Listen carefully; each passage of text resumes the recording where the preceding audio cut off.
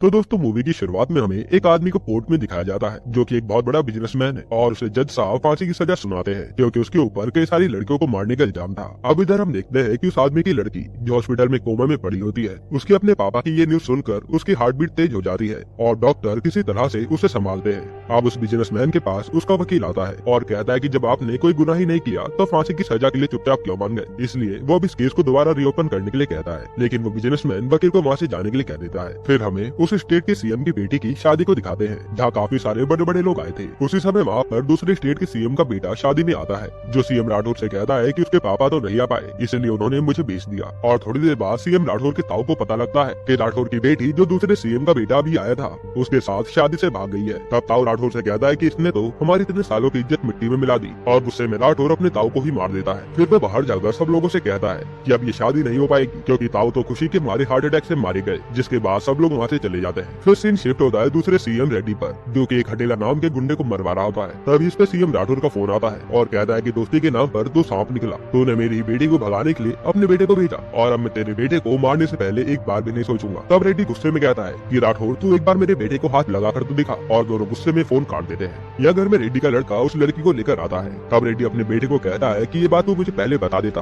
तो इतना बड़ा बवाल होता ही ना। खैर अब तुम दोनों जाकर आराम करो और बाकी का मामला मैं देख लूंगा। उधर राठौर बदला लेने के लिए जैकब नाम के आदमी को बुलाता है। फिर हम एक आदमी की गैंग को देखते हैं जो कुछ वेपन लेने मार्केट आई होती है और वो आदमी अपनी गैंग से सीएम और उसकी फैमिली पर नजर रखने को कहता है। तब दूसरा आदमी उसे बताता है कि कल कोल्हापुर महोत्सव है, उसमें सीएम जरूर आएगा, यही मौका है उसे मारने का। और हम सबको पता लगता है कि यही जैकब हो सकता है। फिर अगले दिन सीएम कोल्हापुर महोत्सव में पहुंच जाता है और वो आदमी सीएम को मारने के लिए छत पर बंदूक ताने बैठा होता है क्योंकि वो स्नाइपर गन से सीएम को मारेगा। फिर वो आदमी अपनी गैंग को फोन करके कहता है कि सभी भैंसों को इंजेक्शन लगा दो जिससे वहाँ हड़कंप मच जाएगा और सीएम को मारने में आसानी होगी। तभी वहाँ पर एंट्री होती है हीरो की जो कि इस मौसम में अपना भैंसा लेकर आया होता है। और जब उस गैंग के लोग सभी भैंसों को इंजेक्शन लगाने लगते हैं तभी हीरो की नजर उन पे पड़ती है और वो इन सब को लाइन से बजाना शुरू कर देता है और यहाँ भयंकर फाइट शुरू हो जाती है जिसको देखकर पुलिस वाले सीएम को यहाँ से ले जाने लगते हैं। लेकिन एक भैंसा सीएम की तरफ दौड़ता हुआ आता है और जैसे वो सीएम को मारने वाला होता है तब हीरो भैंसे को रोक लेता है और सीएम रेड्डी हीरो की तारीफ करके वहाँ से चला जाता है। अब हम उस आदमी और उसकी गैंग को देखते हैं जो कि सीएम को मारने का दोबारा प्लान बना रहे होते हैं और अब उन पे आखिरी मौका है सीएम रेड्डी को मारने का। फिर हमें सीएम रेड्डी की बेटी को दिखाते हैं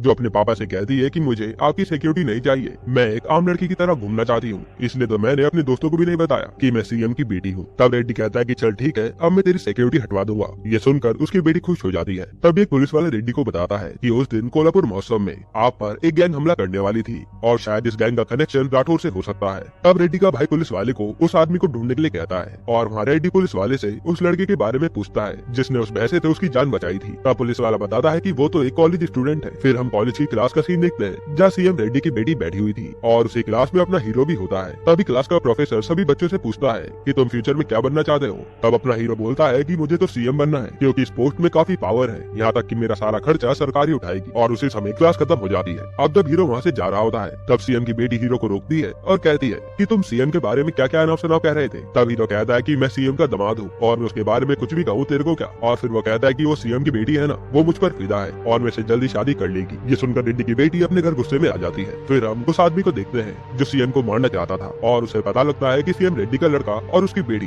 दोनों पब में गए हैं। फिर ये लोग भी तुरंत पब पहुंच जाते हैं और जैसे ये सीएम के बेटे को मारने वाले होते हैं तभी वहाँ पर हीरो आ जाता है और उन लोगों को बातों में लगा देता है। इधर तब तक सीएम का लड़का और उसकी बेटी दोनों यहाँ से चले जाते हैं। फिर सीन चेंज होता है उसकी लड़की पर जिसे हमने मूवी की शुरुआत में देखा था और वहाँ पर एक प्रदीप नाम का आदमी खड़ा होता है जिसे डॉक्टर कहती है कि इस लड़की पर कोई दवा काम नहीं कर रही है। तब प्रदीप जेल में फोन करके उसके पापा से बात करता है और जैसे मिस्टर राव अपनी बेटी को बुलाते हैं उसकी बेटी की हार्ट बीट दोबारा चल जाती है। फिर प्रदीप डॉक्टर से कहता है कि अगर ये लड़की मर गई ना तो हमारे हाथ से सारा बिजनेस चला जाएगा। इसके बाद अगले दिन सीएम रेड्डी के घर पर पुलिस वाला आके बताता है कि कल रात वो गैंग आपके बेटे को मारने वाली थी लेकिन आपका बेटा बच गया और अब हमने उनकी लोकेशन ट्रैक कर ली है। तो सीएम कहता है कि उस आदमी को जिंदा लेकर आना मेरे पास। इसके बाद रेड्डी सीएम राठौर को फोन करता है और कहता है कि कल तेरी बेटी और मेरे बेटे की एंगेजमेंट है, दम है तो आकर रोक ले। इस साइड राठौर की ताई कहती है कि मुझे बदला चाहिए और राठौर कहता है कि मुझ पर भरोसा रखिए ताई जी, मैंने वहाँ पर एक ऐसा आदमी भेजा है जो उन सबको ऐसा मारेगा कि किसी को पता भी नहीं चलेगा और कल सुबह तक हमारी बेटी हमारे पास होगी। फिर सीन चेंज होता है और हम उस आदमी को देखते हैं जो सीएम रेड्डी और उसकी फैमिली को मारना चाहता था और वो दोबारा से सीएम को मारने की प्लानिंग ही कर रहा था। तभी यहाँ पर पुलिस वाले आकर पूरी गैंग को मार देते हैं और उस आदमी को सीएम के पास ले जाते हैं। इधर हम अपने हीरो को कॉलेज में देखते हैं जो दोबारा से सीएम की लड़की से पंगे ले रहा था। तब सीएम की लड़की उसे गुस्से में कहती है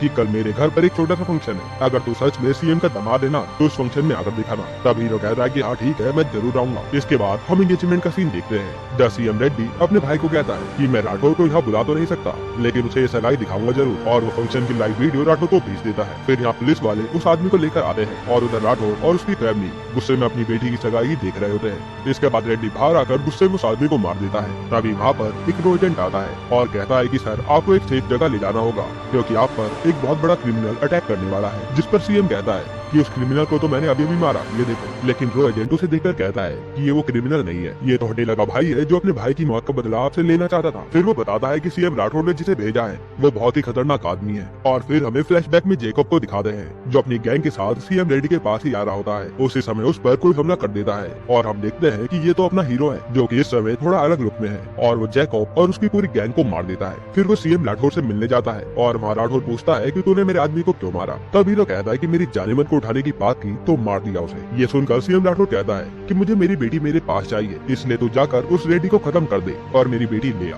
इसके बाद कहानी प्रेजेंट में आती है जहाँ पर अब हीरो की धमाकेदार एंट्री होती है और वो सीएम के सभी बॉडी गार्ड्स को मारने लगता है और वो हर जगह पर लाशें बिछा देता है जहाँ उसके सामने कोई भी नहीं टिक पाता। फिर जैसे ही वो रेड्डी के भाई को मारने वाला होता है तब रेड्डी उसके सामने हाथ जोड़ लेता है कि तू राठौर की बेटी को ले जा पर मेरे भाई को छोड़ दे। लेकिन यहाँ पे एक नया खुलासा होता है कि हीरो राठौर और रेड्डी दोनों की बेटी को अपने साथ ले जाने आया था और जाते जाते वो कहता है कि तुम दोनों ने बहुत सारे पाप किए हैं, इसलिए जब तक तुम दोनों के पाप का नाश नहीं हो जाता तब तक तुम्हारी बेटियां मेरे पास रहेंगी। उसी समय वहाँ पर हेलीकॉप्टर आता है और हीरो अपने गांव का नाम रुद्रराजपुरम बताकर वहाँ से चला जाता है और ये नाम सुनने के बाद उन दोनों सीएम के होश उड़ जाते हैं क्योंकि राठौर भी लाइव ये सब देख रहा था। इसके बाद राठौर और रेड्डी एक साथ मिलते हैं और हीरो को मारने का प्लान बनाते हैं। तब ये सीन चेंज होता है और हम हीरो के गाँव में देखते हैं जहाँ हीरो दोनों लड़कियों को लेकर अपने घर पहुँचता है। तब पूरा गांव हीरो को देखकर खुशियां मनाता है और हमें पता चलता है कि हीरो का नाम भास्कर है। तब भास्कर के पापा भास्कर को कहते हैं कि तूने काम अच्छा किया। ये सुनकर सीएम की लड़कियां कहती है कि ये लड़कियां उठा के लाया है और आप इसकी तारीफ कर रहे हैं। तभी भास्कर के पापा उन्हें सच्चाई बताते हैं कि तुम्हारे बाप ने मेरे सबसे अच्छे दोस्त राव को फांसी की सजा दिलवाई है,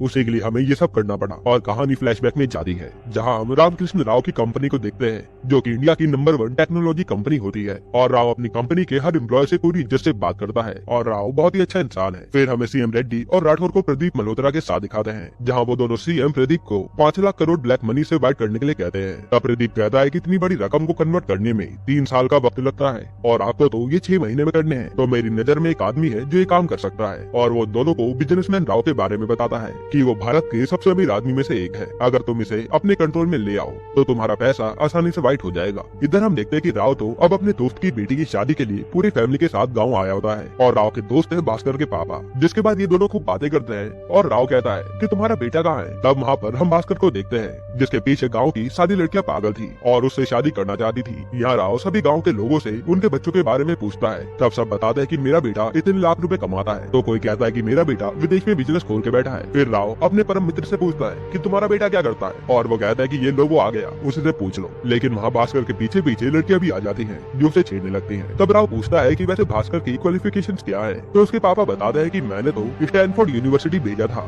लेकिन ये फेल होकर आ गया। ये सुनकर वहाँ खड़े सभी लोग हंसने लगते हैं। फिर भास्कर राव से मिलता है और काफी सारी बातें करता है जिसके बाद शादी की रस्म शुरू हो जाती है और वहीं भास्कर राव की बेटी परिणीता से मिलता है जहाँ परिणीता कहती है कि मैं तुम्हें जानती हूँ, लेकिन भास्कर कहता है कि नहीं हम तो पहली बार मिल रहे हैं। इसके बाद जब शादी अच्छे से निपट जाती है तो राव के जाने का समय आता है और वहाँ वो भास्कर से पूछता है कि तुम तो स्टैनफोर्ड यूनिवर्सिटी की टॉपर थे ना, तो फेल होने का नाटक क्यों कर रहे हो। ये सुनकर वहाँ खड़े सभी लोग हैरान हो जाते हैं। तब भास्कर कहता है कि अगर मैं यहाँ से चला जाता तो मेरे माता पिता का ध्यान कौन रखता, इसलिए मैंने इनसे झूठ बोला। इसके बाद राव उसकी तारीफ करके वहाँ से चला जाता है और जाते जाते परिणीता भास्कर से कहती है कि अगली बार जब मैं आऊंगी ना तो तुम्हें किसी से मिलवाऊंगी, सरप्राइज है। इसके बाद अगले सीन में हम दोनों सीएम को राव से बात करते हुए देखते हैं जहाँ वो राव से अपने ब्लैक मनी को वाइट करने के लिए कहते हैं, पर राव उन्हें मना करके वहाँ से चला जाता है और ये दोनों गुस्से में प्रदीप से कहते हैं इसे सबक सिखाना होगा। जिसके बाद अगले दिन राव के ऑफिस में पुलिस वाले रेड मारते हैं जहाँ उन्हें काफी सारे ड्रग्स मिलते हैं और ये सब सीएम की प्लानिंग थी जिससे राव को झूठे केस में फंसा दिया जाता है। साथ ही सीएम राव के ऑफिस की कुछ लड़कियों से झूठी न्यूज भी फैलवा देते हैं कि राव उनके साथ जबरदस्ती करता था और ये सब दोनों सीएम उस प्रदीप के कहने पर ही कर रहे थे। इसके बाद प्रदीप उन सारी लड़कियों को भी मरवा देता है जिन्होंने मीडिया पर बयान दिया था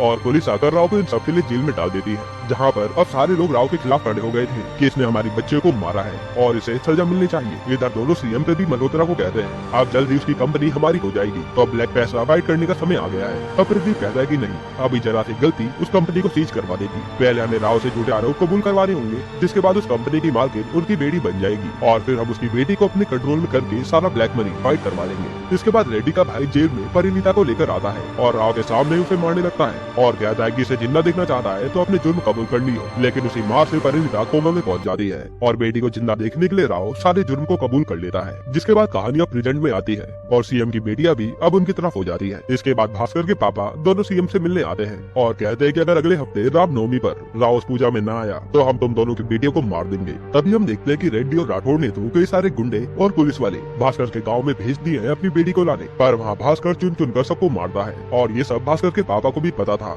इसलिए वो दोनों को लाइव ये सब दिखा रहे होते हैं ड्रोन की मदद से। यानी कि भास्कर और उसके पापा उनसे भी 2 कदम आगे हैं। अब जब भास्कर उन सब लोगों को मार देता है तब उसके पापा भी कहते हैं कि ये लो खेल खत्म हुआ, अब बस तुम राव को लेकर आ जाना वरना यही हाल तुम्हारा होगा। फिर इधर हम राव को जेल में देखते हैं जहाँ उसका वकील उससे मिलने आता है और कहता है कि सर आपकी बेटी भी अब सही सलामत है, अब तो केस रीओपन करवा लीजिए। और तब वो केस को रीओपन करवा लेता है। यहाँ रो एजेंट दोनों सीएम को बताता है कि राव ने केस रीओपन करवा लिया है और उसके सारे वकील पूरे एक्शन में हैं और यहाँ तक कि उसकी बेटी भी कहीं नहीं मिल रही। अब आप दोनों को कोई नहीं बचा सकता। फिर हम गाँव का सीन देखते हैं जहाँ रामनवमी बड़े धूमधाम से मनाई जा रही होती है। तब वहाँ पर राव अपने वकील के साथ आता है और सब लोग उसे देखकर खुश हो जाते हैं। लेकिन उसी समय वहाँ दोनों सीएम कई सारे गुंडों को लेकर आते हैं और आते ही वो राव के वकील को मार देते हैं। फिर वो कहते हैं कि आज यहाँ पर कोई भी जिंदा नहीं बचने वाला। तभी वहाँ भास्कर और सारे गुंडों की लड़ाई शुरू हो जाती है, जहाँ पहले तो भास्कर कई सारे गुंडों को मारता है लेकिन फिर कई सारे गुंडों से घेर कर मार देते हैं और वो उठ भी नहीं पाता। फिर वो गुंडे जैसे ही भास्कर को जान से मारने वाले होते हैं उसी समय भास्कर के जैसे दिखने वाले हीरो की एंट्री होती है और यहाँ पता चलता है ये दोनों हम शक्ल है। फिर वो हीरो गुंडों को खुद मारता है और थोड़ी देर में वहाँ लाशें बिछ जाती है। फिर दोनों सीएम उसके पैरों के पास पड़े होते हैं। तब वो हीरो कहता है कि तुम जानना चाहते होगे कि मैं कौन हूँ और यहाँ कहाँ से आया हूँ। और फिर वो बताता है कि राव की बेटी और मैं एक दूसरे से प्यार करते थे लेकिन उसके पापा को जेल हो जाने के कारण वो कहीं गायब हो गई। अब मुझे पता लगा कि तुम दोनों ने इसे किडनैप करवाया है,